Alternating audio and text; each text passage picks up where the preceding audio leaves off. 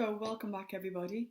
This is Adrianna from the Colour Me Alive Collective, and we are now moved on to the second step in how to show yourself some self-compassion. So, the first step was accepting and acknowledging your pain. The second step is diffusion from self-judgment.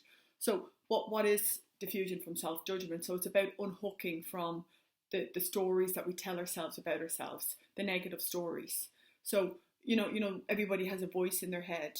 And if that voice is constantly criticizing you and putting you down, you need to diffuse from that.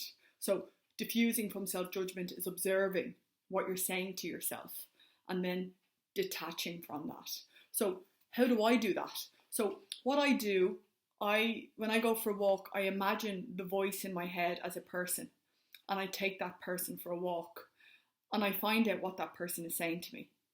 And if that person isn't elevating me, or at the very least saying to me, you're doing a good job, you're doing your best, you're trying, there's some things you could probably improve on, but, you're doing your best at the moment.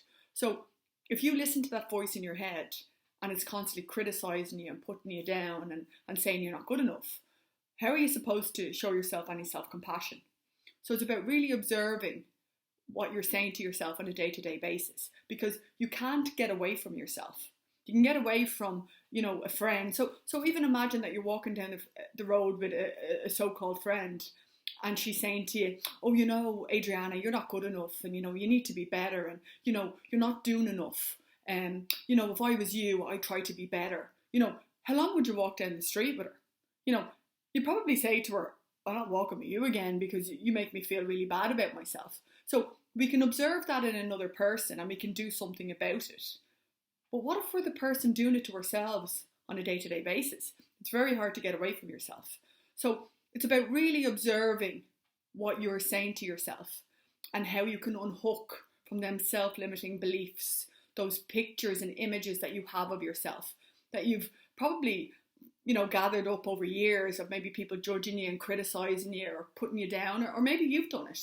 In my experience, we're working with a lot of people, it comes from maybe our peers. It can come from, a perfectionist parent. It can come from an overpowering brother or sister, someone who bullied you in school, that voice that, they called you names or they put you down. Do you still use those names towards yourself?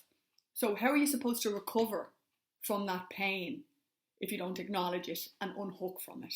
So for this week, I want you to really notice the voice in your head and how it makes you feel. If it makes you feel good and managed most of the time, well, then that's brilliant.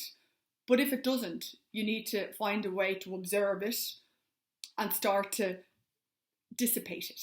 So what I do when I hear the voice, and I mean, when you've been doing this for years, it's very hard to just say, I'm not doing that anymore. It is there, so we accept that it's there.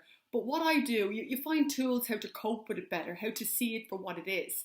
So for me, when I hear the voice, and the voice often says to me, you're not trying hard enough, or you're not good enough, or you should be training more, or you should have ate less. What I do now, and I find it actually really works, I put Peter Kay's voice on it. So for anyone who knows Peter Kay, he's a comedian, and he kind of doesn't take himself too seriously. So when that happens for me, I diffuse it by putting Peter Kay's voice on it, and I laugh at myself and I go, oh God, there she goes again. And I can diffuse from it really easy, and I don't have the same attachment to it anymore where it upsets me or makes me feel less of a human being, or, that I'm not achieving what I should be achieving. So try that. Try maybe put even a funny voice on it. But first to acknowledge. Remember, take yourself for a walk and acknowledge what you're saying to yourself. And remember, start with the easy stuff. But to get a good visual of, and a good, of exactly how you're treating yourself. And that's the first step to really showing yourself compassion, to change that voice in the head. Like, imagine using those same verbalizations towards your daughter, or your son, saying, you're not good enough. And, imagine the damage it would do over a period of time. So to really observe that in yourself, and if you want to thrive, you can't thrive with that constant criticism and making you feel bad.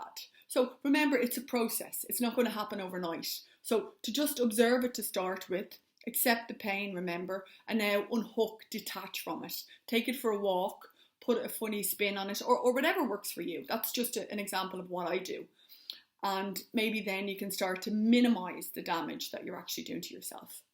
So that's the second step in showing yourself self-compassion. I'll be back again next week with the third step. Thanks a million, guys. Talk to you soon. Have a really nice weekend. Take care.